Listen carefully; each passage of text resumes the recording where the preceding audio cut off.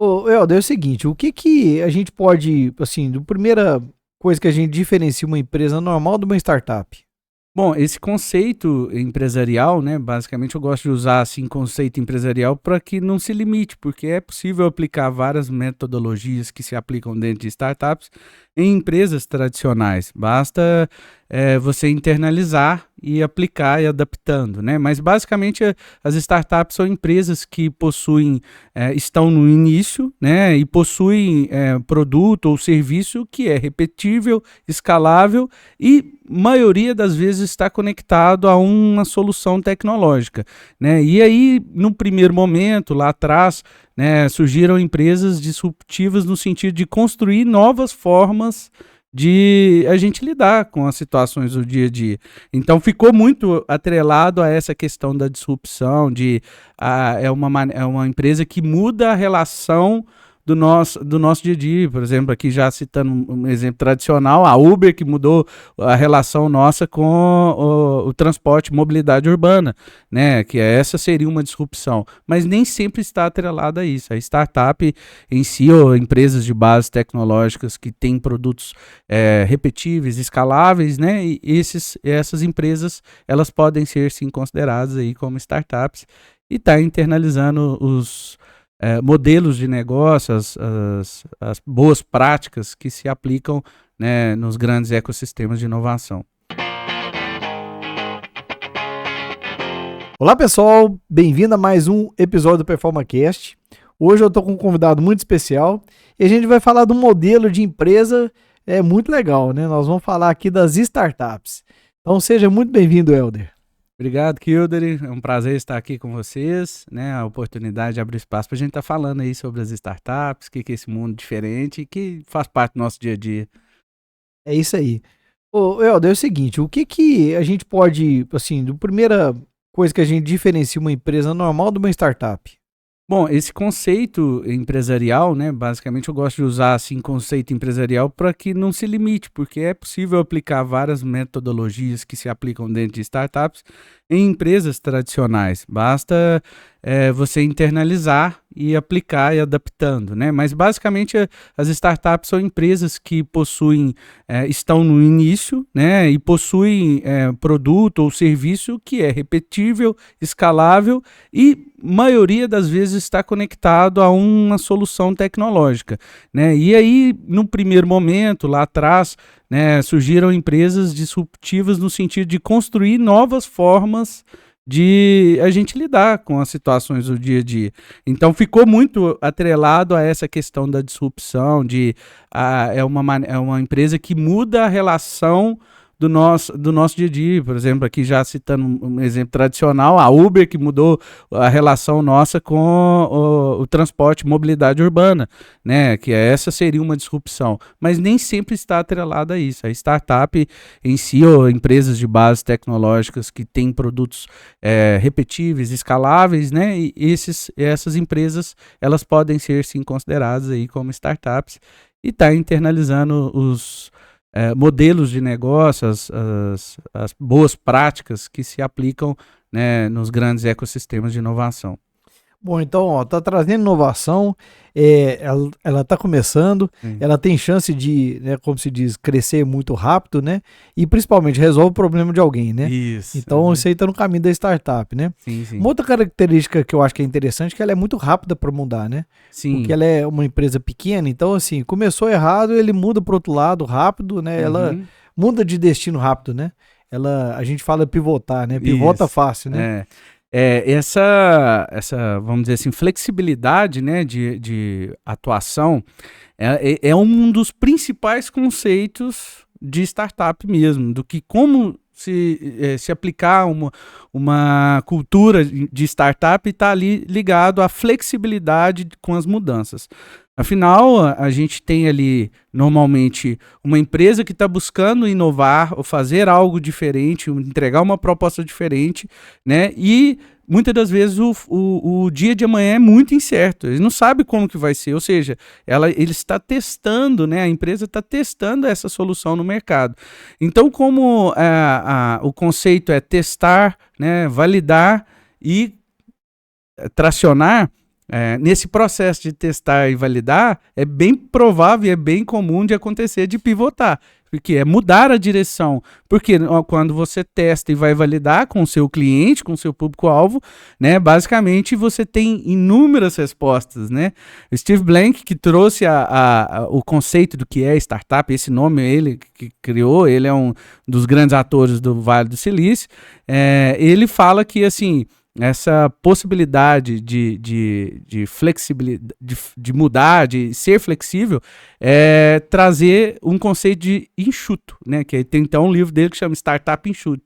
Por quê? Porque quanto mais enxuto for a sua operação, o seu processo, a sua empresa como um todo, mais fácil ela se adapta às mudanças do mercado. Então, mudar é algo da rotina, do dia a dia mesmo, de uma empresa que tem esses Vem no DNA, perfis. então, Vem né? no DNA. Não tem... Se você falar assim, eu tenho uma empresa, eu tenho uma startup e ela é extremamente engessada em processos, em operação, em custo, dificilmente você vai conseguir perpetuar ela, ou seja, colher resultados ao longo prazo.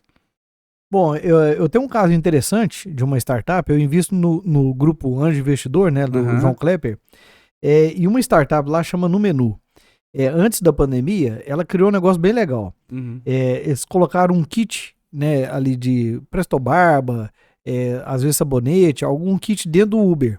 E o que eles perceberam? Eles pesquisaram que 25% das corridas eram interrompidas, né, desviadas para uma loja de conveniência para a pessoa comprar alguma coisa, uma caneta, esses kits, ou bala, esse tipo de coisa, né? Aí eles criaram a startup que colocava esse kitzinho, colocava ali no banco de trás, ali no encosto da cabeça, né? E a pessoa chegava com o celular ali, já fazia a compra, pegava aquele kit, né? E o que ele trazia de solução? Ele melhorava ali a vida de quem estava andando de Uber, né? E para quem era o Uber, o cara que está trabalhando ali, aumentava o ticket dele. Porque às vezes a corrida dele estava, né? Geralmente a renda é pequena, ele ainda tinha uma venda ali que ele ganhava, né? Um pedaço ali daquela venda ali. Veio a pandemia. Aí eles foram e pivotaram. O que eles passaram a fazer? Porque a pandemia, o pessoal diminuiu muito a andar de Uber e ela passou por uma crise. Eles mudaram o modelo de negócio. Agora eles levaram a conveniência para dentro dos condomínios. Então, por exemplo, em vez da pessoa sair para ir comprar o negócio no supermercado, esse modelo, né, de conveniência dentro do condomínio, na portaria. Então, olha pra você ver, mudou e ela estava, né, como se diz, tendo prejuízos, de repente ela voltou a ter muito valor ali, porque ela entrou de novo, né, ou seja, agora a demanda é essa, o problema é essa, você não quer sair de casa, não, então vou lá na sua casa vender para você. Pois é, e aí você tocou numa etapa da nossa vida, basicamente, que acelerou inúmeros processos, e para as empresas de natureza, né, com esse espírito, com esse DNA, não é quer dizer que foi fácil, mas elas se adaptaram muito mais rápido e melhor do que outras empresas com processos mais robustos, né, custos operacionais maiores. Então elas se adaptaram. Então essa característica, né, que a Numenu trouxe, isso é descritivo de um dos principais pontos de o que é uma startup, de como ter uma startup, né? E basicamente eu gosto de falar que isso também está ligado ao processo do próprio empreendedor, do próprio startupeiro, né, que é igualzinho o pessoal gosta de chamar, porque ele também precisa ser desse perfil. Porque é comum a gente tentar se aventurar nesse mundo e, de alguma forma, o nosso perfil travar a receptividade. Então, até mesmo as pessoas envolvidas nesse tipo de empresa, né, nesse mundo, nesse ecossistema, elas têm essa característica também, né? Porque a empresa é o dono, né? Exatamente. Você pode, pessoas, né? quanto mais pessoas você traz para aquele ambiente, melhor vai ficando, né? Sim. Quanto mais diversidade de pessoas ali, de pensamento e tudo, mas às vezes o dono é tão inflexível que não aproveita disso, né? Porque o segredo é isso, né? Se você tem pessoas diferentes, com opinião diferente, vai ficar rico desde que o dono consiga absorver, né? Sim, e o dono, né, quem tá à frente ali do negócio, ele transmite, né, de alguma forma, influência ao grupo. Né? Então, assim, se ele tem essas características, uma outra que é comum da gente encontrar também, que por muito tempo o pessoal usou como até mesmo uma característica positiva, o perfeccionismo. Eu sou muito perfeccionista com as minhas coisas, entendendo que isso é uma característica positiva. Num mundo de mudanças rápidas, né, e com um volume de acontecimentos, né, muito grande, ser muito preso a essa perfeição, ela te trava. E aí não traz a possibilidade da flexibilidade, né, de estar trazendo essas pivotagens, estar atento não só a pivotar, mas estar atento aos sinais que o seu próprio público dá, né, os pequenos sinais. A inovação ela se faz com a observação desses pequenos sinais, porque se a gente fosse observar até essa modalidade da gente produzir uma informação, transmitir como a gente está fazendo aqui hoje, lá atrás já tinham sinais que isso estava presente já, e ao ponto que o mundo passa por algumas transformações, acelera. E aí a pandemia foi um desses fatores. E a gente não sabe, né? Infelizmente, assim, tem alguns sinais que mostram que a gente, como humanidade, estaria mais preparado para uma próxima pandemia, mas a verdade é que a gente não sabe. O importante que a gente aprendeu é que a gente precisa estar aberto a essa adaptação, né? Porque foi algo que, assim, se olhar para o mundo dos negócios, foi algo desastroso para algumas empresas e extremamente positivo para outras que surfaram nessa adaptabilidade. E nem sempre são health techs, né, que são as startups de saúde aí, que nem sempre são empresas que às vezes ajudaram no processo da digitalização, que é o primeiro processo de uma empresa para inovação, é o processo de digitalização mesmo. E que vem da Revolução Industrial, já 3.0 ali, a gente já está na 4.5, né, passando para 5, então é algo que já está até um pouco passado. Eu na pandemia eu fiz um vídeo falando do empresário surfista, uma analogia com o surfista, né, porque eu passei assim, de repente eu vi uma loja fazendo bolsa para Uber. Aí, por exemplo, o negócio começou a bombar o Uber em Divinópolis, né? Uhum. A gente tinha muito lá fora e isso tava forte, né? Sim. O Uber de entregas, né? Na verdade, o iFood, delivery, né? Aí começou a bombar, o cara vai lá, faz aquele monte de bolsa, já coloca pra vender. Sim. Aí quem tá começando precisa daquela bolsa e vendeu bastante, com certeza, né? Uhum. Então, assim, ele vê a oportunidade e surfa naquela onda, né? Aí daí a pouco muda, não, agora a bolsa não é de jeito mesmo, agora é baú. O cara vai lá e começa a fazer baú, né? E já fica atento ali. Ele não é uma startup porque não vai conseguir escalar a produção dele dessa forma, né? Sim. Mas ele tem uma pegadinha de startup de pivotar, né? De mudar rápido ali. E justamente essa característica de, às vezes, aproveitar um sinal de mudança, né, de inovação, isso é uma característica também que a gente vê nas empresas, nas startups, né, que aproveitam, por exemplo, você deu o exemplo da Menu, que aproveitou uma inovação que já existia, que era uma mobilidade urbana, né, e o pagamento por aplicativo e tudo mais, ou seja, conectou ali pagamento por aplicativo, né, ou por leitura de QR Code, estar dentro de um transporte individual, né, um motorista particular. Eu acho que talvez se tivesse no ônibus existiria um efeito social ali que ele não compraria ou ficaria mais envergonhado, sei lá, né, de fazer essa compra. Ela aproveitou aquela inovação, né, então, ou seja, ela surfa, é uma empresa que surge de acordo com uma necessidade, com um problema que está naquele momento, naquele espaço, né, de atuação dela, e aquilo dá uma baixa. E aí, quando a gente pensa em longevidade empresarial, ser empresário também de mais tempo, você sabe que assim, a gente nunca pode pensar só nesses picos, né?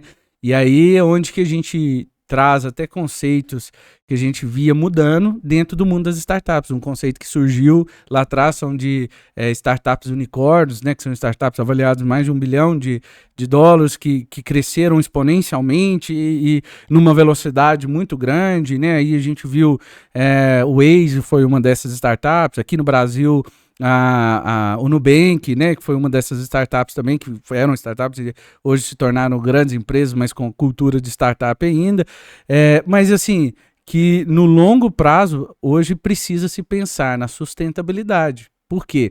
Às vezes você tem um processo de crescimento muito acelerado, muito, com uma velocidade, aí se pensa na parábola ali, crescendo ali, se você não pensar que ela atinge um limite, né, que nem sempre vai ser infinito, a empresa vai morrer. Então ela vai passar por um processo. E a gente viu muitas empresas com faturamentos enormes, com rodadas de investimentos enormes, e chegar num ponto de hoje estar caindo.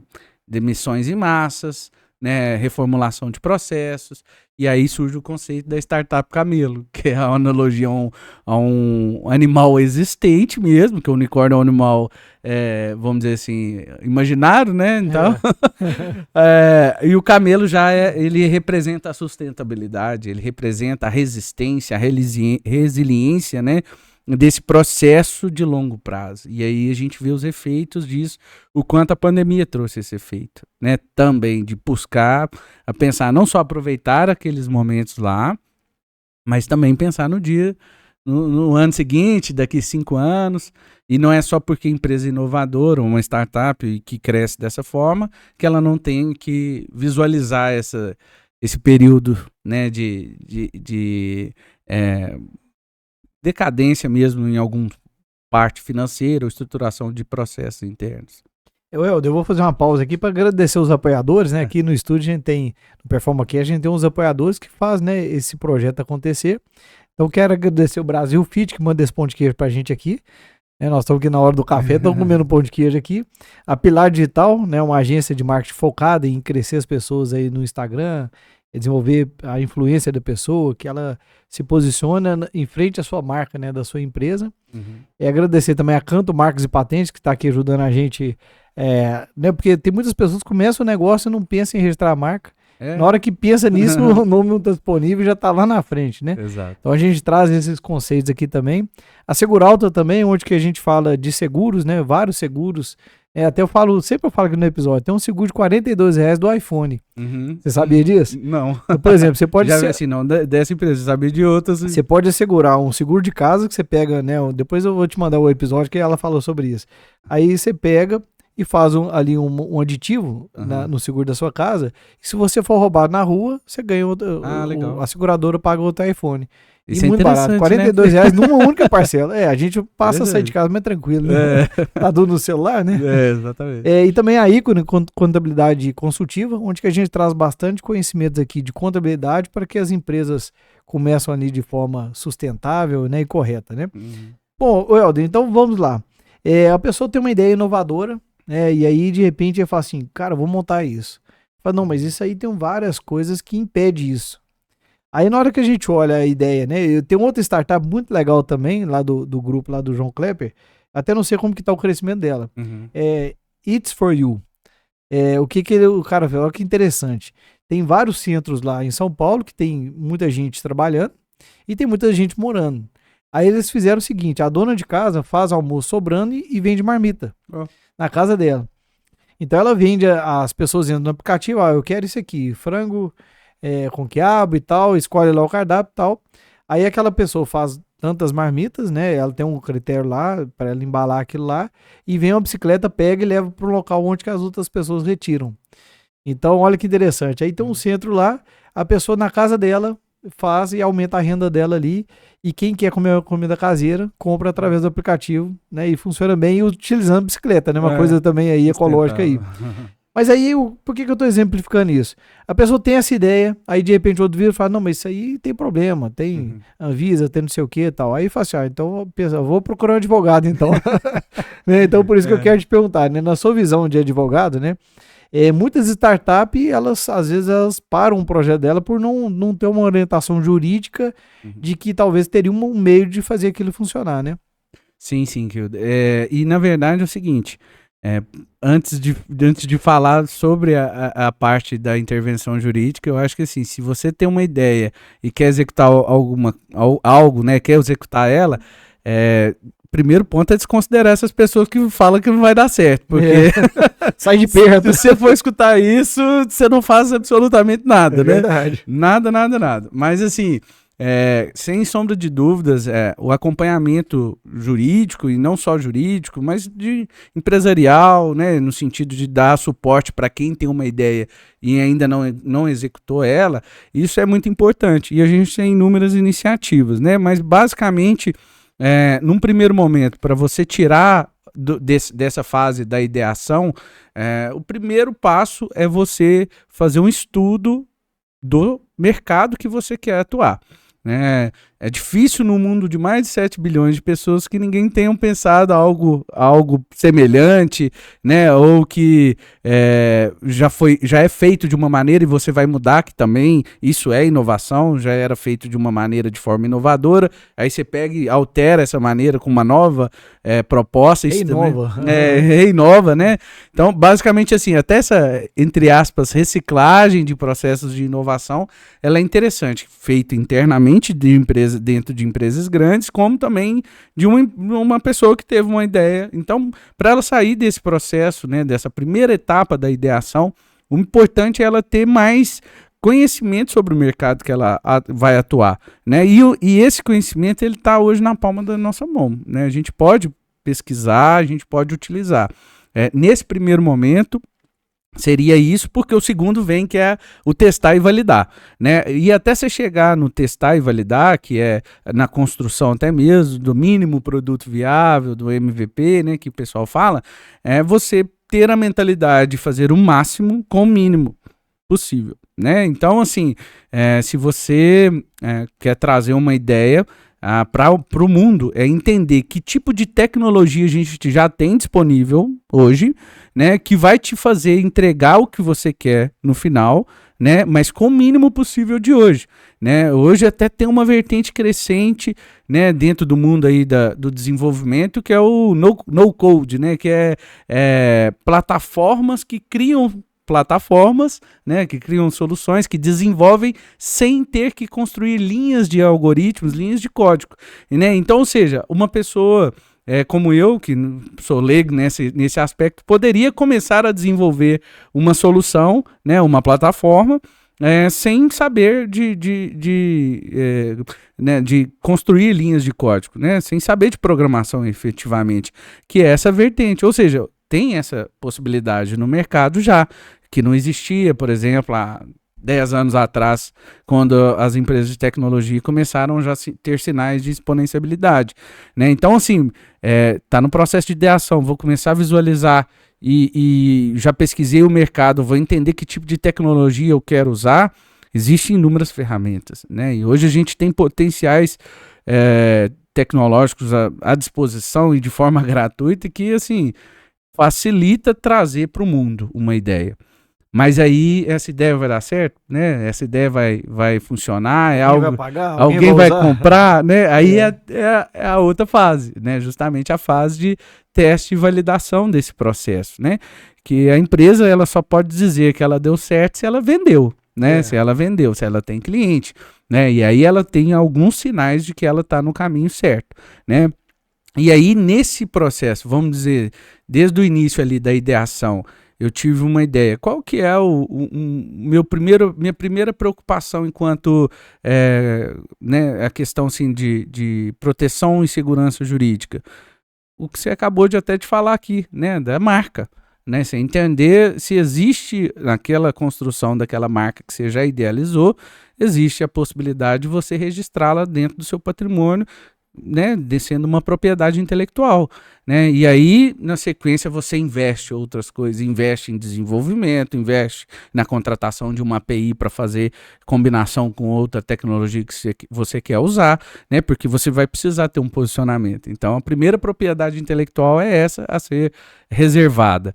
Nesse momento também é muito comum a gente tratar sobre a relação societária, né? Que muitas vezes são amigos, né, são conhecidos, são pessoas que normalmente, em sua maioria, não se elegem como sócios pelo que a gente chama assim da melhor prática, que é aquela que vai olhar de forma fria e isolada se a pessoa tem habilidades e características suficientes para complementar aquelas que te faltam, né? Eleger um sócio basicamente é isso, além de outras questões no sentido de confiança, né? Outras questões ali, mas a principal mesmo é olhar, essa pessoa me complementa, ela tem algum elemento técnico. E às vezes não olha por esse lado, olha só por afinidade, né? Exato. Muitas, principalmente hoje em programas de inovação, assim, que montam-se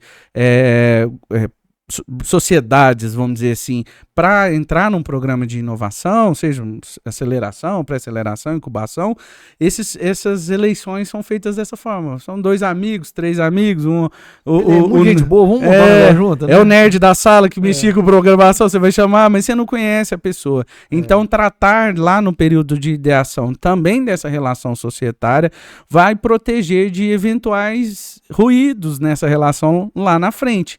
Porque, inevitavelmente, você tendo uma empresa, seja ela uma startup ou uma empresa tradicional, você vai haver divergência entre os sócios. Vai haver posicionamentos, vai haver interesses diferentes, né? Então, assim, é importante que as regras fiquem claras. E hoje a gente já tem práticas no mercado, como o memorando de entendimento, que você pode fazer, é considerado um pré-contrato, que você faz com o seu sócio, mesmo sem ter que abrir um CNPJ, porque tem o custo, né, normal, hoje está bem mais acessível, né? O Marco Legal das Startups trouxe aí uma opção de tributação específica, que é o Inova Simples e tudo mais, realmente simplificou, mas ainda assim, talvez nessa fase de ideação, ou seja, a pessoa teve ideia, juntou com uma pessoa que cumpre os requisitos de somatório das habilidades, e aí quer iniciar, ela não precisa estar fazendo essa primeira opção.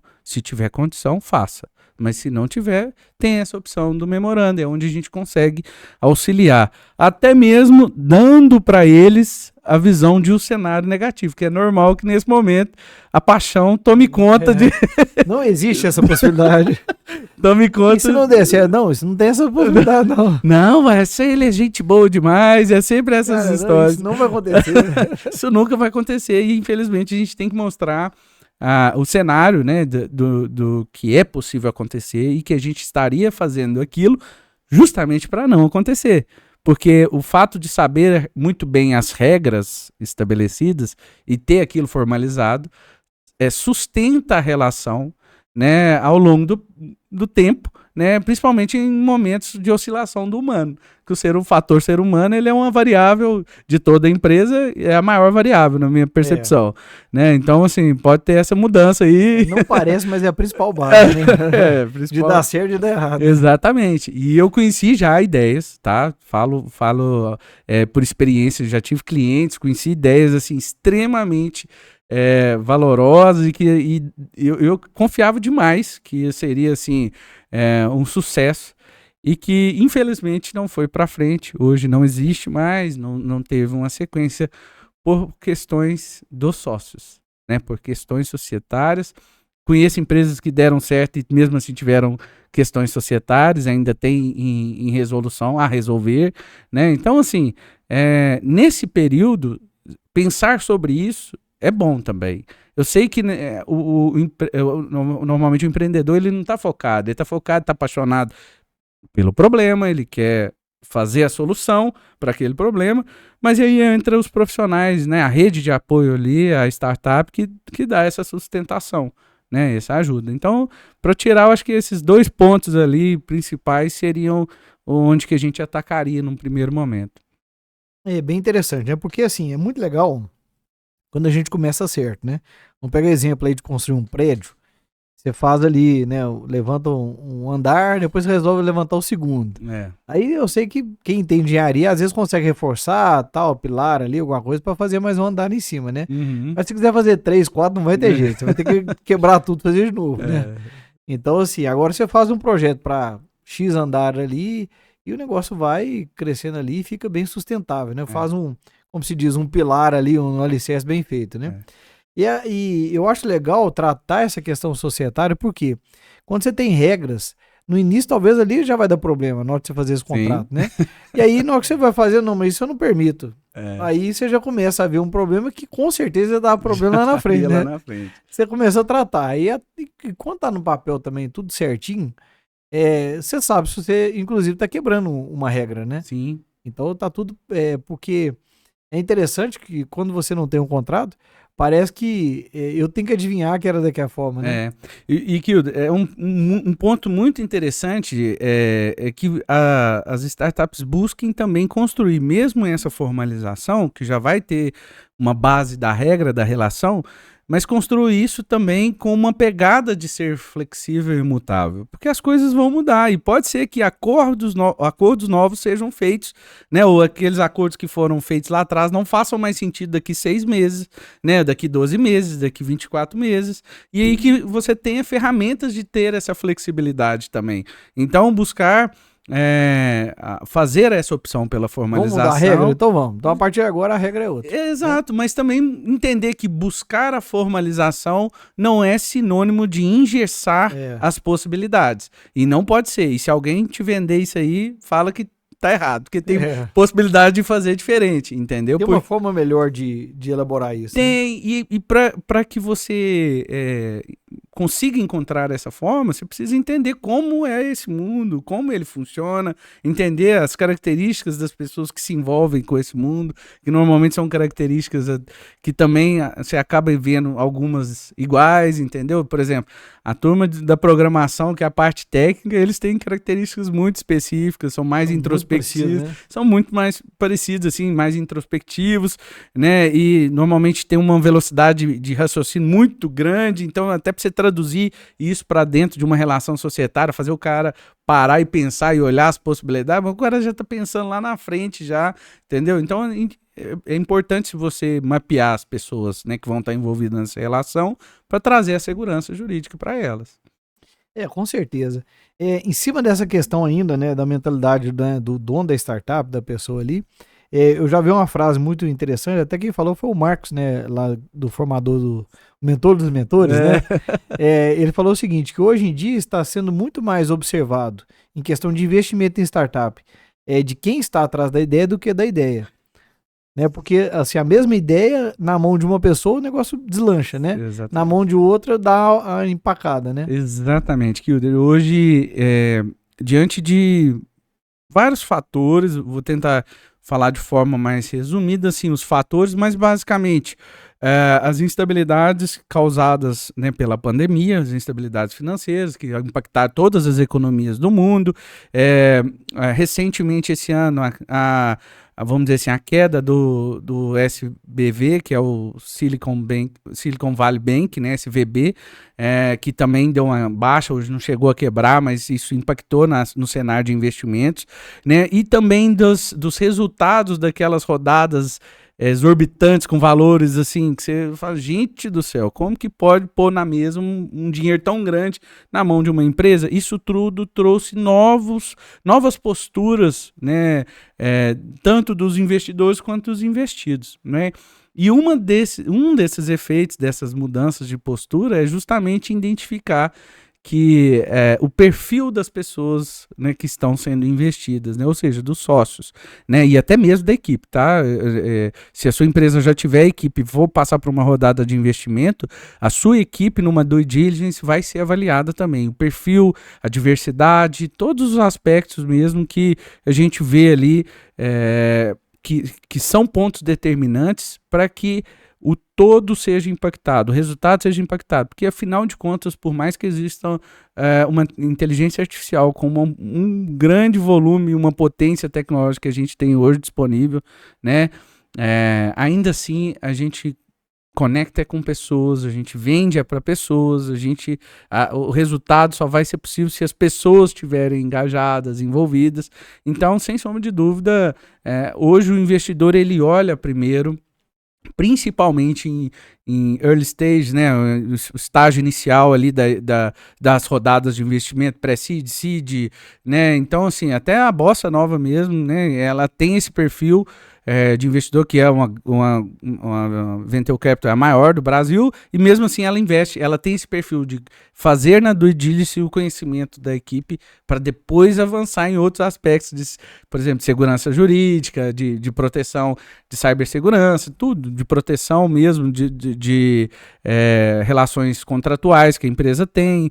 Então ela vai olhar o perfil das pessoas e, infelizmente, se você não está antenado a esse ponto, né, de cuidar das pessoas, cuidar de si mesmo, até mesmo do autoconhecimento, infelizmente, se você está nesse mundo, você vai ter dificuldade. Não só no investimento, mas para a relação tudo, até, né, com o seu cliente. Porque, normalmente, se você Você pode até ter um negócio que é B2B, que é empresa para empresa, mas não interessa, atrás dessa empresa vai ter um ser humano assinando por ela. Né? Por hora, ainda os contratos sociais só aceitam humanos, né? Ainda não aceitam inteligências artificiais. Então, por hora, vai ter um humano ali atrás assinando aquela responsabilidade. Né? Então, basicamente, você vai ter que aprender a lidar, né? A lidar com essa parte, né? De principalmente transmitir segurança. Mas um mundo tão volátil, né? Num mercado tão volátil, como você vai trazer segurança? Com habilidades humanas, né? Soft skills, né? Que são importantíssimas para um destaque, para um profissional em qualquer área hoje que quiser ter destaque, né? Com certeza. Bom, agora vamos falar então, né, do ecossistema de inovação, né? Que é uma coisa muito interessante, né? O que eu observo muito é quando você está.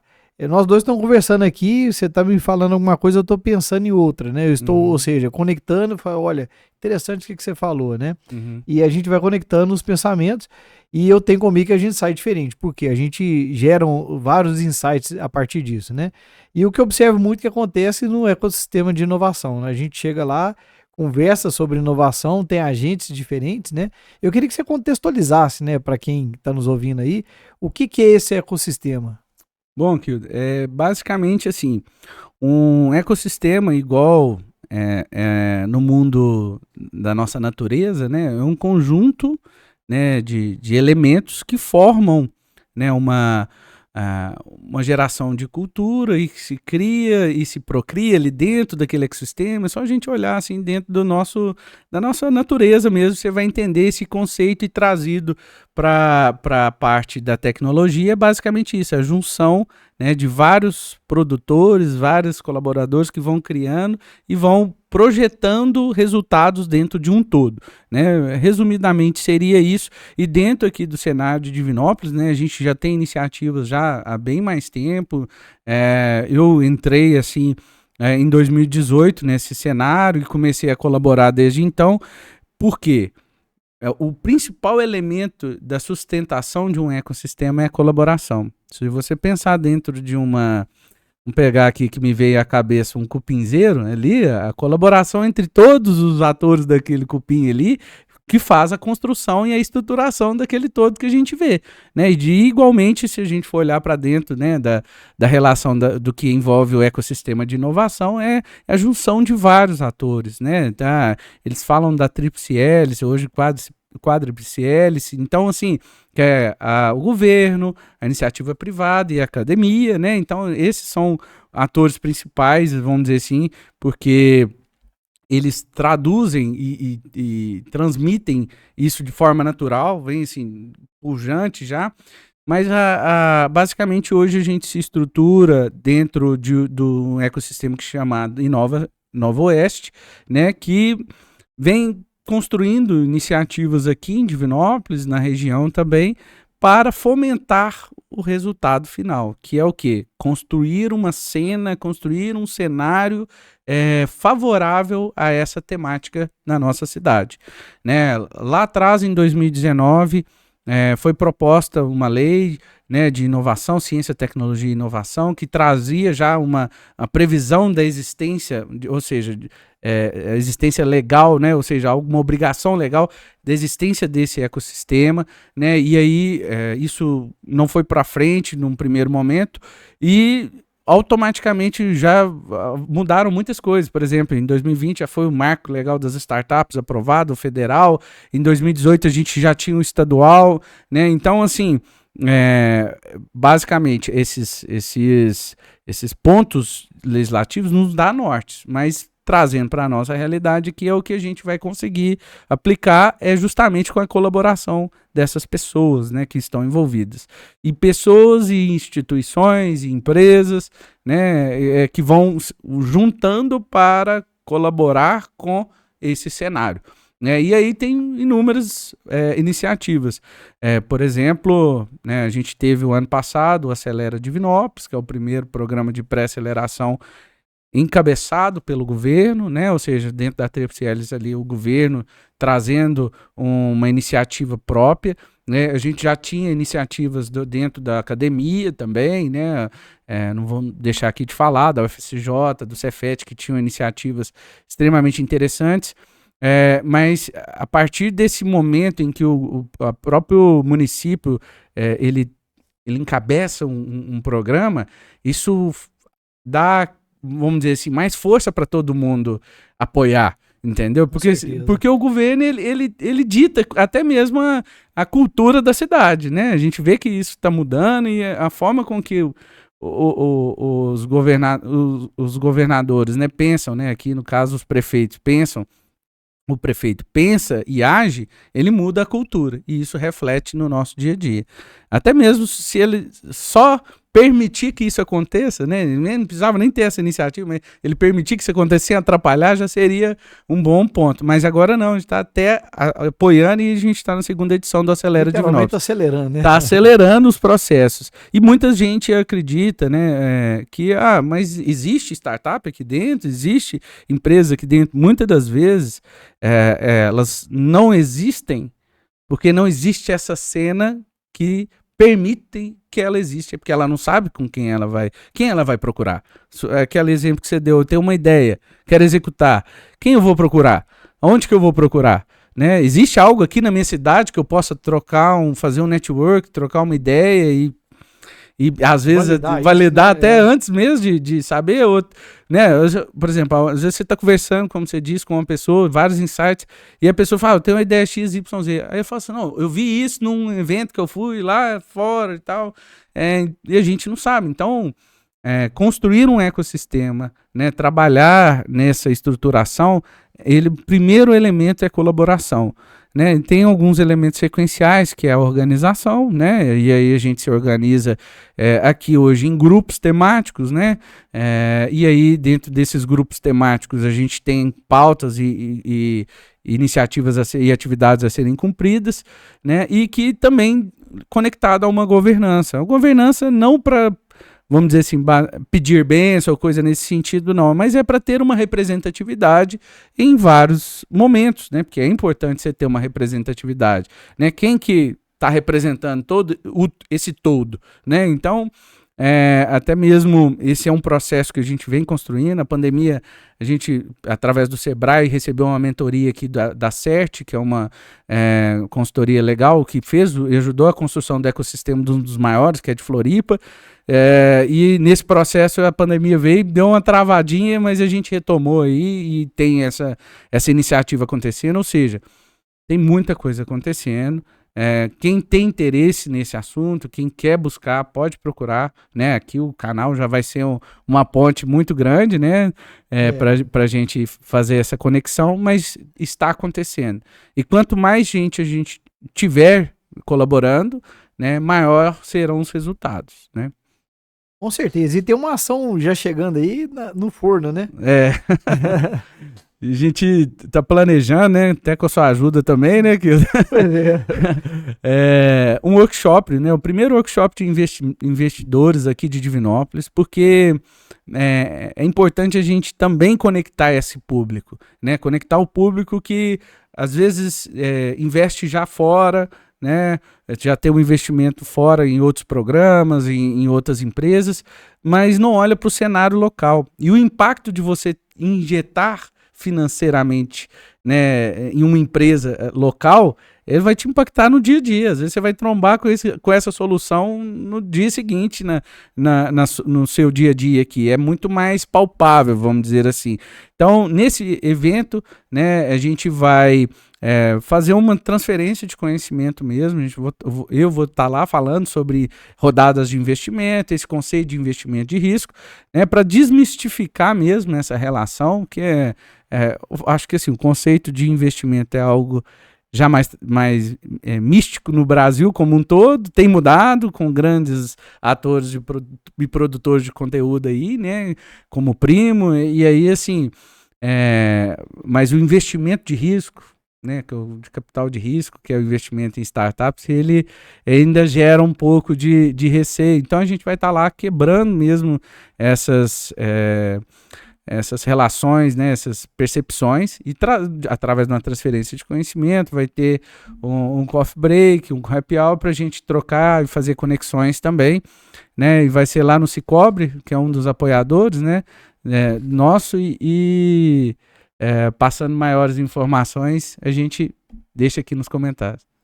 Pois é, muito legal, porque vai ser a oportunidade para a pessoa entender um pouco do ecossistema, vai poder entender sobre investir em startup, né, como que funciona, porque é uma coisa muito inovadora, né, assim, muitas pessoas talvez não pensaram nisso, pensam em investir ali numa ação, né, de certa forma você já está investindo em empresas, né, quando você compra a ação, né.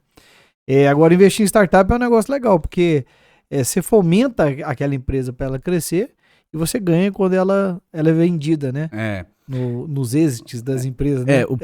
São vários modelos, na verdade, né? Sim, tem vários modelos. Tô falando pelo modelo que eu tô lá, né? Sim, mas tem vários modelos de um investidor oferir ali um resultado, né, a mais do que ele investiu, mas a mentalidade do investidor de empresas, né, de startups, deve ser sempre construir equity, construir valor de mercado para aquela empresa.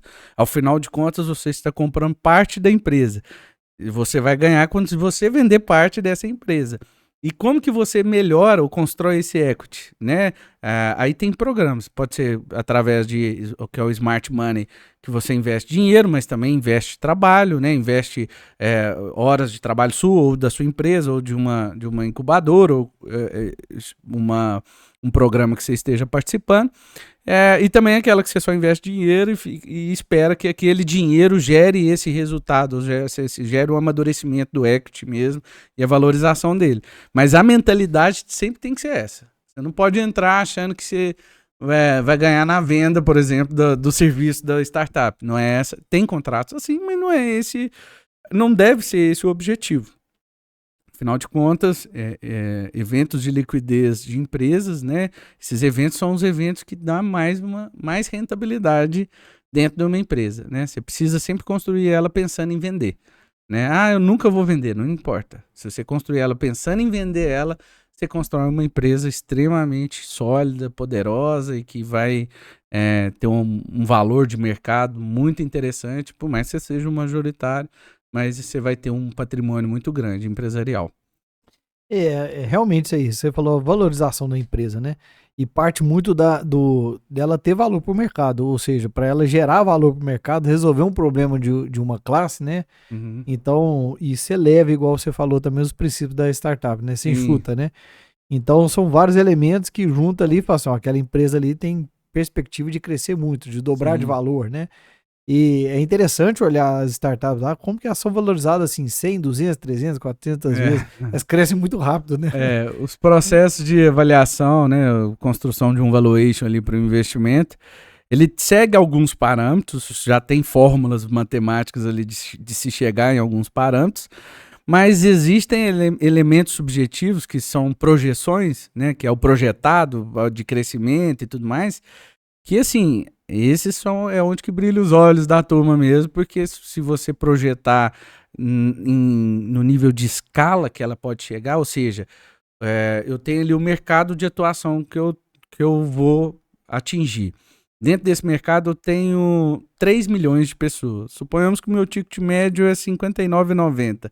Se eu atingir 100% desses 3 milhões de pessoas, quanto por mês eu não vou receber desses R$ 59,90, se for uma modalidade de recorrência, né? Então, assim, esse cálculo, né, de potencial de mercado, qual o tamanho do seu mercado, até mesmo se você tem o seu PMF, né, que é o Product Market Fit, que é vamos dizer assim, o encantamento do cliente, né? Se você tem um produto que ele fala assim, eu não consigo viver sem mais.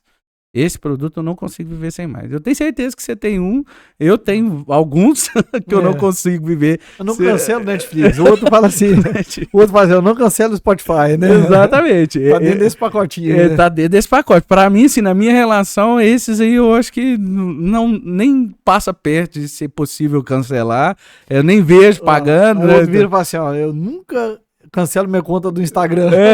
Exatamente. Pode estar no mesmo pacote. Pode estar no mesmo pacote também. Então, assim, ok, são empresas que atingiram esse PMF, né? E aí, esse fator, ele interfere diretamente no valuation. Porque, assim, se você tem uma empresa que encanta o cliente, que traz um resultado, que traz assim, essa sensação de eu não vou largar, automaticamente você vai atingir um resultado financeiro, e aí entra esses valores que você falou, que realmente no projetado ali gera um encantamento mesmo. Você vê... gera uma vontade de estar dentro, né? Já participei de rodadas de investimento assessorando as empresas que eu não imaginava que chegaria aqueles números, e a gente chegou. E assim, eu fico satisfeito porque meus clientes vão ficar satisfeitos. É um momento muito encantador para o cliente, porque ele é a constatação de que aquela proposta de valor que ele criou lá atrás deu certo. Ele conseguiu vender a proposta dele, entendeu? Outra pessoa... gente acredita na ideia, né? Entendeu? Pôs dinheiro. Assim, e obviamente que são vários elementos. Se eu te falar assim, eu tenho uma ideia aqui, inovadora e não sei o quê, me empresta 100 mil aí pra essa ideia. Com esse assunto, com essa abordagem, você nunca vai tirar nenhum real do seu bolso, né? Então tem os elementos tanto da projeção do que se fará com dinheiro, mas também os elementos da estrutura que se tem, né? Então não é simples. Pessoal, a gente sempre toca no assunto investimento quando se fala de startups, porque é como se fosse o ápice da jornada, vamos dizer assim, né? Você começa a ter eventos de liquidez, são os ápices da jornada. Mas assim, não é simples chegar lá, entendeu? Na verdade, a maioria das empresas morrem antes de chegar lá, por todos esses elementos que a gente falou aqui atrás, né? Por falta de estruturação, falta, às vezes, do erro básico, né? Da estruturação societária, né? Então, assim, alguns elementos de não observar a reação do mercado, né? Você tá atento extremamente o foco no cliente, entendeu? O seu cliente vai te falar tudo que você precisa saber. Se tá dando certo, se não tá, se aquela atualização que você julgou lá tá funcionando legal, se não tá, entendeu? Seu cliente vai te contar tudo isso, né? E o melhor de tudo, te pagando muitas das vezes. É interessante porque, assim, quando a gente pega e fala de app, de aplicativo, nós temos pouca fidelidade, né? Você tá usando um aplicativo, você não gostou, você passa para outro. Sim. Né? Então você não tem aquele apego, né? Sim. E eu acho muito legal quando tem alguns aplicativos, por exemplo, né, eu tava conversando com o João aqui, de voltar a estudar inglês. Aí fala do Duolingo. Várias pessoas falam do Duolingo, né? Ou seja, é um que você vê que ele tá cada vez mais se solidificando, porque ele conquista a recompra do cliente, né? A pessoa vai... Com certeza ele tá preocupado em inovar para poder manter essa proposta de valor e essa admiração do cliente, né? Sim, sim. Quando você vai, vamos dizer assim, aprofundar na administração de empresas que têm esse tipo de projeção muito rápida, você vai ter que ter alguns indicadores que são extremamente importantes.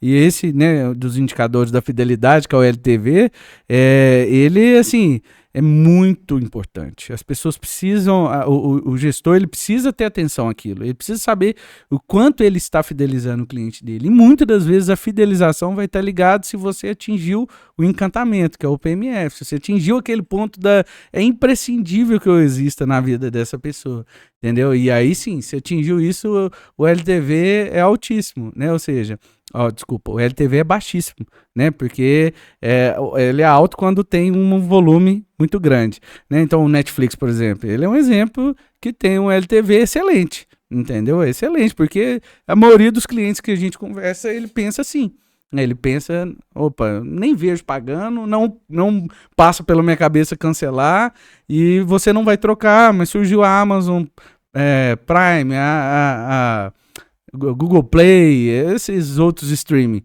mas a Netflix tá lá, você tá pagando ela ainda, entendeu? Ele é o primeiro, né? Ele é o primeiro. O João até trouxe um elemento muito interessante, que é a falta, né, dessa equalização financeira das startups. Isso é uma realidade. A grande parte dessas big techs, né, elas não geram dando lucro. Helder, mas então como que uma empresa não tá viva sem dar lucro? Né? Ela é justamente com a captação de investimento. rodadas milionárias, bilionárias de investimento que permitem ela ter essa continuidade, esse fluxo. Por quê? No projetado, que quem enxerga na hora de analisar o investimento, ele vai projetar daqui 10 anos, eu consigo resgatar quanto desse projetado, mas ela vai passar no vermelho 4 anos, entendeu? Então até isso precisa se ter na consciência de quando você vai investir. Muitas das vezes a rodada de investimento ela vem para dar fôlego financeiro para a empresa, ela vai continuar dando prejuízo. Aí assim, o que mudou muito que eu falei da sustentabilidade é que empresas com essas características não têm traído muito os olhares nas primeiras rodadas de investimento, não. Então, antigamente se tinha Seed, Pré-Seed, Series A, só até a Série A. A Série B já admitia. Hoje admite, né, Série B, Série C, já admite esse tipo de comportamento, de empresas que não dão lucro, mas são muito grandes, têm um posicionamento e rodadas de investimento muito altas. Né? Essas etapas que eu estou falando aqui são só nomes que se dão para cada fase que ela está de investimento. Né? Então, isso era muito comum. E hoje a gente vê que, assim, se você vai receber um investimento em seed, né, que é um investimento inicial, um investimento anjo, um investimento até a Série A, assim, eu vejo que o objetivo principal é a sustentabilidade. Se existe, vamos dizer assim, justificativa para aquele valor, porque tinha esse valuations extremamente elevado. Mas será que sustenta? Né? Se sustenta a longo prazo. O valuation que você está me pedindo de, sei lá, 500 milhões. Isso aí, qual que é o sentido? Como você chegou nisso aí? Entendeu? Me mostra o seu indicador de PMF. Como que está o relacionamento do seu usuário, qual que é o tamanho do seu mercado, entendeu? Então isso hoje é mais observado com responsabilidade. Né? Porque tinha dinheiro, aí são vários fatores, né? Dinheiro no mundo, mais fácil, crédito, enfim. Elementos que tinham e resultaram esse tipo de empresa, como o João falou, que rodava, ainda rodam, sem ter um lucro mesmo efetivo, né? E só com dinheiro de investidor. Mas esse esquema de investimento aí só na manutenção da empresa hoje não é uma realidade. Mas então vamos trazer uma questão aqui, né? O Netflix cobra mensalmente e ele começou lá atrás no vermelho, né? Sim. Mas porque é muito grande o investimento que tem perto do que ele cobra, mesmo que ele está pulverizado em várias casas, várias pessoas. Agora eu fico pensando no modelo Waze, por exemplo. Eu nunca paguei R$1 pro Waze. Você já pagou R$1 pro Waze? E já resolveu minha vida um monte de vezes. Como que ele cobra, né? E talvez ele esteja ainda nessa parte ainda de captação, de investidores e tudo, e com uma pretensão lá na frente porque hoje eu acho que ele já ganha com alguns anúncios lá dentro, né? Sim. Hoje o Waze tem a ferramenta de anúncio, eles conectaram, né, vamos dizer assim, a questão da localidade com as marcas que estavam ali em torno e te mostra aquilo de acordo com a sua localização em tempo real. Existe eu uso também, acho até legal, assim, uma parte que você está às vezes viajando, você está parou no sinal, parou no trânsito, e ele te pergunta, quais marcas você viu nesse caminho? Entendeu? Porque aquilo lá é um indicador de qual marca ele vai ou qual o resultado ele vai dar para aquela marca, né? Que tá te investindo, tantas pessoas viram sua marca. Medindo a sua interação, medindo a sua interação. Mas assim, basicamente é a gente entender que nem sempre o fato da empresa fornecer o produto de forma gratuita quer dizer que ela não ganha. Pelo contrário, o ápice, assim, por exemplo, do Waze é justamente a coleta dos dados de tráfego que você fornece para ele quando você usa ele. Então ele cresceu o valor dele com essa coleta. Por quê? Hoje ele consegue entregar. Não faz sentido você investir sua marca, por exemplo, lá em Rondônia. Entendeu? Para o Waze aparecer lá porque não tem rastreabilidade lá. E por quê? Os usuários que consomem a sua marca não estão lá porque ele sabe disso, porque ele recebe seus dados, né, de transferência de localidade. Então, o fato dele você não pagar num primeiro momento uma mensalidade ou para usar, pode ter certeza, você vai pagar com os seus dados. E no caso do Waze é a geração de dados de tráfego, né? Ou seja, o volume, né, e utilização. Quanto mais você insere dados lá dentro, melhor o algoritmo dele trabalha. Se você observar, ele tem a possibilidade, que foi o grande diferencial. Por que o Waze existe, mesmo tendo o Google Maps, que é mais popular? Porque o Waze, ele roda numa mentalidade diferente. Ele permite que o motorista adicione elementos dentro daquele trajeto. Se existe um carro parado, se existe um acidente. Então, essa interação trouxe uma proposta de valor diferente para quem usava um GPS, né? Um mapa. Eu só quero um mapa para saber do ponto A ao B quanto tempo eu gasto. E isso foram elementos que trouxeram um valuation alto pro Waze. Até que virou um diferencial. Virou um diferencial. Eles perguntam, ainda tem um buraco na pista? Ainda tem um carro parado, né? Exato. E na verdade, se você parar para pensar, nós estamos trabalhando para eles, né? Na verdade, a gente trabalha para eles e para eles venderem aqueles dados. Mas acabou que nós voltamos no colaborativo, né? Sim. Igual o ecossistema de inovação, tem que ter colaboração. Sim. E se você colabora, né, você evita que o outro cara sofra um acidente que vem atrás. É excelente. E como, né, outra pessoa que passou na frente evitou que eu sofresse um acidente, né? Esse foi a visão de PMF, né, do criador do Waze, que até no programa XBA, né, que eu fiz pela Starts, ele foi meu professor. Então, um cara, assim, extremamente difícil sem até captar a mentalidade dele, que visualizou isso lá atrás, como construir um GPS colaborativo, onde que todo mundo vai conseguir interagir.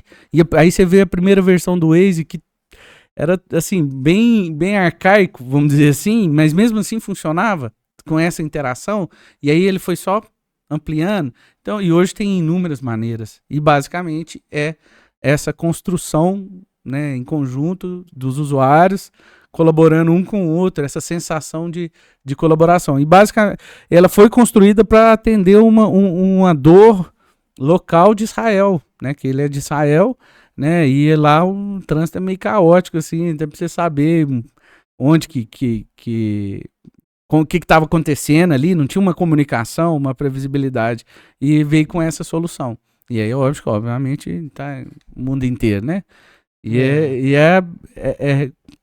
A resposta principal aí, o caminho pode ser períodos, empresas que estão em períodos de teste, e aí o fato de você testar e fornecer esses dados de teste já vale ela bancar o investimento e não te cobrar nada.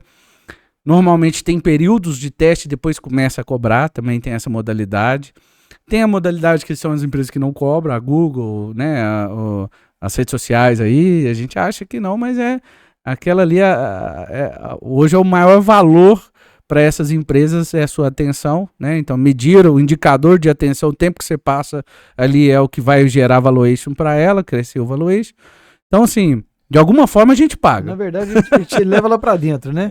Então, você tá lá dentro, né, daquele ambiente ali, e dali tá te vendendo anúncio e tá cobrando de outra pessoa. Então ele tá querendo realmente a sua audiência, né? Com certeza. O seu tempo ali dentro, né? Exatamente.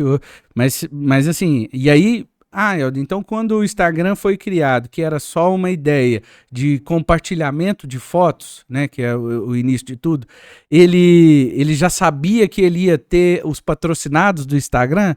Aí a gente volta lá naquele conceito inicial da flexibilidade, de atenção aos sinais, das mudanças de mercado, a possibilidade de pivotar, as atualizações. E aí você vê uma empresa se perpetuando numa parábola exponencial. Entendeu? Ela já atingiu Provavelmente já tinha várias ideias que funcionou um tempo e mudou. Mudou, né? Exato. Outra que ela achava que ia ser o negócio e totalmente descartou.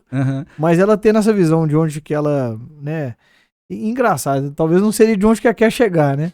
Mas talvez querer chegar de tamanho, né? Assim, de representatividade. O querer chegar de empresas como essa deve ser sempre o encantamento do cliente. Aonde eu quero chegar? Audiência, né? Tá atrás de uma... Eu quero chegar no meu cliente ser extremamente viciado no meu produto. Entendeu? Eu quero chegar na mudança. Eu quero ser muito importante para alguém. Eu quero chegar na mudança muitos, né? Que eles falam, né? Usando uma expressão em latim, mas é a mudança do status quo, né? Da forma com que era feita.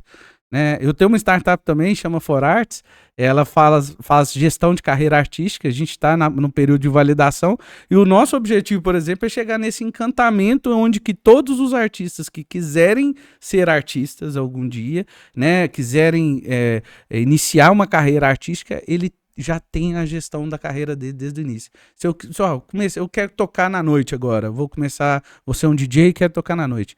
Como que eu vou ajustar minhas... só tem uma data no ano, entendeu? Aí, beleza, só tem uma data no mês. Não importa, ele vai saber onde que ele vai gerir aquilo, é lá. Entendeu? Não sei se o módulo contratual vai existir nessa época, se o módulo financeiro vai existir nessa época. Eu não sei, o meu cliente vai me contar.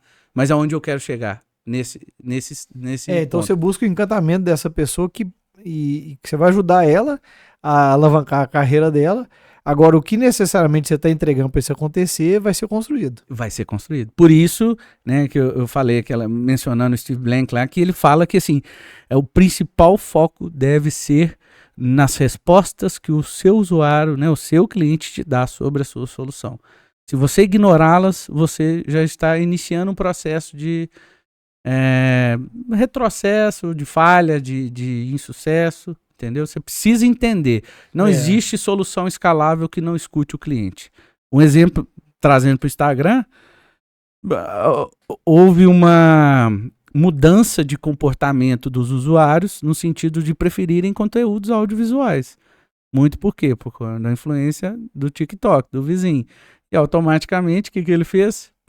Reprogramou o algoritmo dele para a entrega de materiais, de conteúdos audiovisuais. Onde a gente foi muito rápido, né? Muito rápido. Porque isso aí começou com o TikTok, o YouTube também entrou com shorts, né? O Kawaii também tá crescendo demais. E o Instagram falou, o Reels, colou no Reels ali e fez uma coisa rápida, né? E olha pra você ver, uma empresa gigante hoje, é uma Big Tech, né? Tá conectada à Meta, mas uma Big Tech, como que você pode ter uma empresa que é tão robusta como ela e que tem mudanças tão rápidas? Cultura.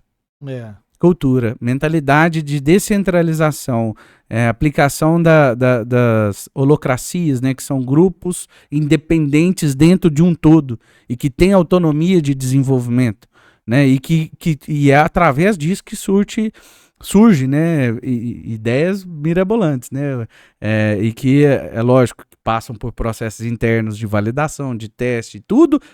É como se fosse uma startup dentro da startup, crescendo outra startup e passando por todos os processos internos, só que o investidor é a própria empresa, entendeu? Então, até para uma nova funcionalidade, eles já sabem a regra, né, de validar uma coisa. Então, eles entram ali, validam, né? Sim. Fazem uma amostragem. Assim, observem assim, se um software que você usa atualizou e logo em seguida apareceu uma nova atualização, eles estavam testando. Eles estavam usando o teste. Você foi um teste ali, Você foi um teste e talvez funcionou, e aí a atualização é para correção de bugs, né? Ou não funcionou e a atualização é para tirar mesmo. É interessante que, por exemplo, esses dias eu vi uma coisa interessante sobre o WhatsApp. Uhum. O WhatsApp você vai ter ali, hoje você tem um catálogo de produtos quando você está usando o business. Agora ele vai ter uma questão de você localizar o serviço que você quer ali dentro do WhatsApp. Por exemplo, eu quero um carpinteiro. Aí eu chego ali no WhatsApp, ele vai me trazer ali quem tem próximo ali. Mas se você for entrar no seu WhatsApp, não tem. Então, ou seja, está lançado em São Paulo. São Paulo tem um teste lá. Validou lá, vai abrir uma atualização provavelmente nacional aí. Então é interessante que algumas atualizações são só regionais, né? Que está num período de teste ali. É porque existe um ponto também da gente entender que, assim, se porventura você vai fazer um teste que você não tem muitos elementos dados suficientes para saber se ele deu certo ou não, né? Que realmente é o teste original, vamos dizer assim, que ele seja feito num grupo que é possível ter um controle. Porque se você, suponhamos esse exemplo, joga na rede do Brasil inteiro, olha o nível de escalabilidade que, se porventura deu certo, não deu nenhum bug, funcionou legal. Mas e se tiver dado um bug? Vai ser um bug escalável. E para o programador, a equipe técnica corrigir isso, é assim, às vezes pode passar até como não correção, ou tem que acontecer momentos de paralisação mesmo. E aí hoje a gente para, né? Como que eu fico sem o WhatsApp? O PMF. E é legal o que você falou, assim, essas empresas são muito assertivas, né? Porque existem atualizações e atualizações e não para o sistema. O dia que o Instagram parar, eles vão falar que é o governo, né? É o governo. Porque é engraçado, dificilmente para. Sim. Assim, é um serviço muito continuado, né? O WhatsApp, já aconteceu uma vez ou outra de parar, né? Mas é muito raro. Isso aí já são capacidade de computação muito grande para rodar duas versões ao mesmo tempo dentro de um servidor distribuída e que vai sendo acrescida de acordo com o processo de pedido de atualização nas plataformas. Aí, assim, tecnicamente eu sei só por alto, mas é uma coisa que... tem técnicas para isso. Tem técnicas para isso e é nível de computação de armazenamento muito alto. Então, não são, assim, a computação em nuvem, né, trouxe essas possibilidades. Antigamente você tinha que baixar, parar o servidor, instalar tudo de novo. Aguarde, estamos atualizando o sistema. Enquanto isso, o cara vai lá e hoje todo mundo é impossível demais, né? Já pula pro outro aplicativo vizinho ali e tchau pro anterior, né? Exatamente. Não, hoje é por isso que a retenção, né, o LTV, no mercado onde tem essas inúmeras possibilidades, ela vai estar intimamente ligada ao quanto você transforma a vida daquela pessoa, entendeu? Então por isso que você tem que ser apaixonado pelo problema que você está resolvendo. Você tem que olhar para ele e falar assim, nossa, eu quero demais, eu enxergo inúmeros problemas que derivam daquele problema, né, e sei que eu consigo levar, qual que é a melhor proposta, e vai validando, e vai testando, e vai pivotando, né, então isso é muito importante. E vai realizando uma transformação. É muito bacana, cara, assim, a minha cabeça abriu totalmente aqui com essa questão, né, desse debate da startup, que é um assunto que eu gosto muito, e que eu observo tanto que a gente tem que aplicar a mentalidade startup nas empresas, né? Porque eu acho que é uma coisa que vai fazer as empresas inovarem muito e se manterem vivas, né? Sim. Acho que até se manterem vivas. A pulverização desses conceitos, né, ela vem acontecendo de forma indireta pelo uso dessas plataformas. A gente vem mudando a nossa forma de consumir, a nossa relação, né, de consumo com produtos e serviços tradicionais, porque essa turma aqui está impactando de lá. Então você tem uma experiência, por exemplo, ou tal mais tradicional, uma experiência de chamar um carro para te levar em algum lugar através de um aplicativo, você não vai querer ligar para uma central para pedir um táxi ou ligar para uma pessoa. Entendeu? É muito mais fácil você eleger ali pelo aplicativo, ver a qualificação, pagar por ali, entendeu? Depois que você expande para aquela relação, né, daquela mudança, dificilmente, ou seja, essas mudanças, aí por isso que fala assim, tem várias profissões que estão uberizando, né, então, virou um verbo, né, então, por quê? São os efeitos, né, dessa relação, são os efeitos da tecnologia em outras áreas. Então, você trazer esses elementos, trazer esses conceitos para dentro da sua empresa, por mais que ela não seja de base tecnológica, por mais que ela não seja inovadora no produto, ela entrega uma commodity ou é um mercado mais tradicional, até mesmo como o meu, né, de entrega de prestação de serviço jurídico, eu trouxe vários elementos, apliquei vários elementos que eu aprendi nesse mundo e com as startups para dentro da minha relação, lógico, de forma adaptada, lógico, de forma à minha realidade de entrega de prestação de serviço e dentro do público-alvo, né? Do que o público-alvo espera, né? Então, assim, é essencial. Então, conversar, ter a oportunidade de conversar, falar mais sobre esse assunto é sempre ótimo. Então, por isso eu agradeço mesmo. Pois é, podemos aí marcar outra aí. A gente pode, inclusive, trazer algumas... vamos falar sobre um modelo X de startup, um modelo de investimento. Tem como, Sim. como se diz... estender bastante o assunto aí, né? Tem. Eu tenho até um conhecido que mora nos Estados Unidos Aham, e ele também tem uma mentalidade muito de startup, sabe? Trabalha hoje na Microsoft. legal. Então, assim, aí é bom bater um papo com ele também. Um dia você vai ver que vai ser um cara bom de você Ó, conhecer ele. não, excelente. Ele É porque tem muito conhecimento na área. essas empresas aplicam essas mentalidades, esses práticos que eu falei, de construir ecossistemas dentro delas, de retroalimentar, entendeu? Então, essa autonomia, essa holacracia, essa mentalidade de transformar, testar, validar e aprender com o erro, né? E de forma rápida, isso hoje, eu vejo assim, que é a solução para todas as empresas. Para todas. Só que aí vão cada uma aplicada na sua dose, na sua medida, na forma com que as pessoas internalizam aquele processo, né? Então, assim, é uma mudança que às vezes para uma determinada empresa vai acontecer de forma mais gradativa, outra Outra vai ser exponencial. É muito bacana. Eu sempre peço aqui uma dica de ouro para quem está empreendendo. Uhum. Então, assim, imagina aquele empresário que está começando ali, ele faz tudo, né? Ele compra, ele vende, ele paga, ele recebe. Né? E ele tá cheio de sonho, muita energia, mas às vezes tá passando perrengue, né? O que você deixa de dica para essa pessoa? Seja antifrágil, né? O que é ser antifrágil? Aprenda a resistir a essas dificuldades, principalmente que às vezes no início é assim, de deixar mesmo a pessoa às vezes até atordoada demais, mas assim, isso a cada etapa que você resiste, a cada desafio que você resiste, isso te torna muito mais forte pro próximo. Então, assim, e no mundo de empresas, né, de startups, que a mudança ela é numa velocidade muito alta e às vezes numa densidade muito alta, se você não estiver preparado para se desconstruir e ser resistente para lidar com esse desafio da desconstrução, né, de deixar às vezes o que você acreditava que era o sonho e aceitar uma nova proposta para votar e avançar. Então, se você não for antifrágil aí, você vai ter dificuldade. E isso é processo. Esse é com o tempo. Não existe, onde que eu vou pegar? Tem um livro que chama Antifrágil.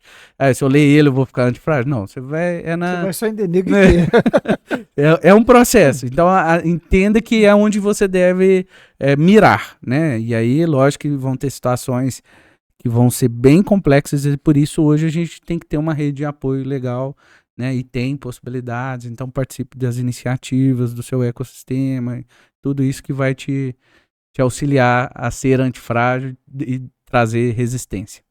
Foi excelente, viu? Essa dica não surgiu aqui ainda não, sabe? Que legal. É muito legal mesmo que você trouxe, porque você cria ali uma base forte, né? Sim. Porque o empresário, o que eu imagino? Ele começa hoje, eu comecei com 19 anos, eu namorava, não tinha compromisso, era assim, não tinha custos, né? Aí demorei muito, aí eu casei, depois eu demorei a ter filhos, então assim, meus compromissos foram aumentando, o custo aumentando ao longo do tempo, né? Só que tem empresário que começa mais rápido, já casa, já tem filho, e ou seja, a cifra vai aumentando, né? O custo aumenta, né? E aí ele tem ali um problema, ou eu aumento a minha retirada e aumento a minha rentabilidade, ou eu quebro, né? Porque o custo aumenta, né? E o empresário tem essa possibilidade de criar o seu salário aumentando, né? Sim. Só que o que acontece? A cada degrau que sobe, o tom também é mais alto, né? Exatamente. Você tá mais alto, você tá num prédio 10 andar, se você cair dali, a coisa vai ser grave, né? Sim, sim. Então, esse ser antifrágil, ele te traz essa condição. Peraí, tá tudo legal até aqui, mas eu aprendi, tá até aqui. Eu vou cair de novo uma hora. Agora, se eu caio e entro num problema psicológico ali, por exemplo, ali, o que acontece? Às vezes passa o time da mudança, né? De recuperar, né? Porque o empresário tem que recuperar rápido do trauma, né? E apesar de a gente estar falando de negócio, de empresa, de relações aí, vamos dizer assim, não mais racionais, né? Que exigem um raciocínio mais racional, assim, olhar, o principal ponto que eu venho aprendendo também para construir essa antifragilidade aí é olhar para si mesmo, é se conhecer, entender quais são as suas fragilidades, tratá-las, identificar e buscar crescer em cima daquela dificuldade, entendeu? Porque a diferença de uma empresa que quebra na crise para que dá certo numa crise É só se ela está num ponto de transferência de receber o dinheiro. Crise é transferência de renda, né? Então, vai ser que ponto que ela vai se enxergar. Tem um ditado antigão que fala que enquanto uns choram, outros vendem lenço, né? E basicamente é isso mesmo, é você enxergar que existe uma situação de dificuldade que vai existir. Por exemplo, o exemplo que você deu, né? Hoje eu sou tudo, né? Sou vendedor, sou produtor, sou financeiro, né? Isso é só etapa. Busque, nesse momento, ferramentas que torne o elemento tempo mais suportado, né? Mais, vamos dizer assim, assessorado. Você tem mais tempo para você fazer as coisas. Então, e tem. Porque daqui a pouco o desafio dele é como que eu consigo resultado com essa pessoa, com aquela, Exato. como que eu lido com aquela, como que eu desenvolvo aquele, né? A partir do momento que você tirou de você é pro outro, né? Então agora eu tenho que desenvolver ele, porque ele tem que fazer mais do que eu, né? E aí é onde que fala que a gente já falou que hoje que é a variável, né? A maior variável de toda empresa, né? É o elemento humano. E por isso que a gente se conhecendo, a gente consegue lidar melhor com o Você falou um negócio muito próximo. interessante, porque muitas pessoas encontram a sua fragilidade, só que ele foca nela, né? Ele começa a falar assim, não, eu não consigo porque eu sou tímido, eu não consigo por causa disso, né? E vira uma bengala e um limite, né? E você falou um negócio de tratar ela, isso que é muito legal, né? Sim. Porque eu sou uma prova viva aqui que era impossível estar aqui gravando podcast, impossível gravar um vídeo, impossível fazer palestra, era tímido demais. E eu tratei, mudei essa questão e hoje eu tô treinando, né? Cada podcast aqui é um treino.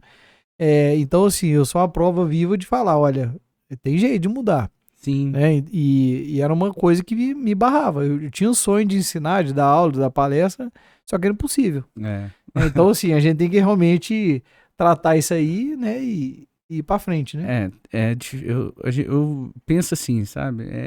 O que é impossível é aquilo que você coloca como limite na sua mente. A mente nossa, ela é insana. É o maior computador que pode existir de potencial assim, de processamento é a nossa mente. Então, ao mesmo tempo, ela te trava, ela te restringe se você focar e ao mesmo tempo ela te impulsiona para frente. Mas ela não é impulsiva, ela é impulsiva, né? E assim, por isso que eu falo, muita gente foca na empresa e quer que a empresa, e esquece, a empresa é formada por pessoas, e principalmente por você, que é o sócio, e essa pessoa precisa estar bem, ela precisa estar, vamos dizer assim, ter um autoconhecimento sobre os seus potenciais e as suas fragilidades. Tem que estar fortalecida, né? Porque ela vai encontrar bastante desafio ali, né? E se precisar, procure ajuda. É isso aí. E conectado nisso, eu vou dar minha dica de ouro aqui pra gente finalizar. Esse amigo que eu falei, que mora fora, ele lá atrás tinha ideia e condições de fazer o Waze, né? A ideia do Waze, né? Aí um professor virou para ele e falou assim, na época na faculdade, eu acho que, não sei se estava no Brasil ou já estava fora. Ele falou assim, mas isso não funciona, porque você precisa do input do usuário. E aí ele realmente não funciona. Aí quando a gente conversou um dia, não sei se foi no episódio ou se foi nos bastidores, né? Ele falou assim, eu podia ter desenvolvido uma ideia desse tipo, e eu ouvi um professor que falou que eu precisava do input do usuário, o usuário não ia imputar as informações ali. Aí você olha, né, o Waze hoje funcionando de forma colaborativa, né? Exato. E vários outros sistemas que funcionam assim, né?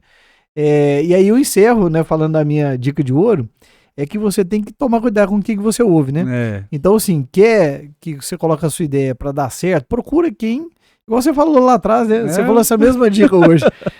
Sai de perto dessa pessoa aí. Não compartilha sua ideia, não. Porque se, por exemplo, a pessoa está com a ideia de investir na startup, você entende de startup. Não, então vamos bater um papo, Helder. O que você acha disso? Olha, eu acho que você vai ter que estudar mais sobre isso e tal.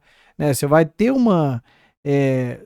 claro que tem várias variáveis, né? Sim. Mas você vai dar um direcionamento, né?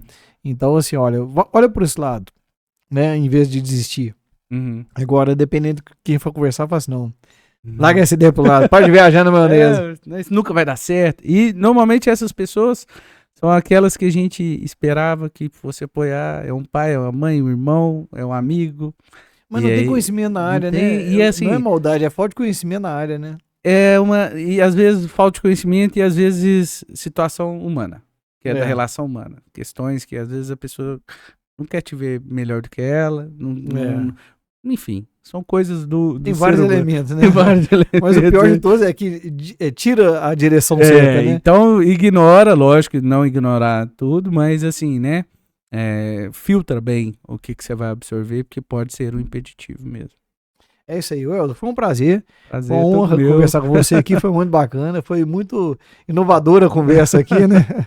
E fica aí o convite pra gente bater um outro papo aí, né? E depois deixa pra gente mais informação, né? Quando tiver definido os restos dos elementos, né? Lá pro evento que vai acontecer, o workshop. Sim. Que eu estarei presente lá com certeza. Com certeza. Pra gente passar pro pessoal aqui, porque assim, tem muitas pessoas que podem fazer parte desse ecossistema aí, investir em startup, ou quem tá aí com a startup na cabeça aí, tirar da cabeça e passar pro papel, né? Exatamente. Eu que agradeço pela oportunidade, né, pela confiança que tá podendo compartilhar um pouquinho do que eu já aprendi até aqui, né, e tô sempre à disposição para colaborar mais. Muito obrigado. Isso aí, muito obrigado. E nós vamos deixar aqui as suas redes sociais aqui no episódio. Quem aí tiver curioso, quiser bater um papo aí, pode chamar lá aqui para um bate-papo aí. Com certeza vai ter uma ideia inovadora aí, né? Vai ter, ou seja, um papo inovação, né? Um papo mindset aí. Isso aí, pode chamar lá. Muito obrigado e até o próximo episódio, pessoal.